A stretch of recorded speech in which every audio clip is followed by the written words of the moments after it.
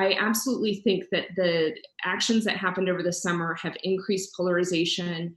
And on the other side, I came from the Republican Party. I do not consider myself a Republican anymore, but the rhetoric and the echo chambers that we are currently living in allowed for the side that was supporting the president to justify why it was right to have these types of blatantly, in my view, unconstitutional actions. And since they never heard another alternative viewpoint, like, hey, by the way, like this whole federal agents infringing on the state of Oregon's territory, like that conversation never seemed to be happening in those circles.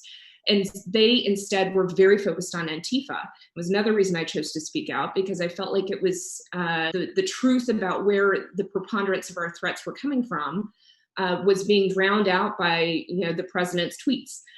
So trying to insert facts into the conversation, not saying that we don't have a challenge with certain anti-fascist groups, but the preponderance of our violence is coming from this right-wing extremist group. But I continue, when I look at it through that government lens, to struggle with how do we break through the echo chamber, because we are operating from two different set of facts. And I always want to clarify, I'm not suggesting that both facts are actually facts. It's just that the views of those that hold those facts are they have truth and the other side does not.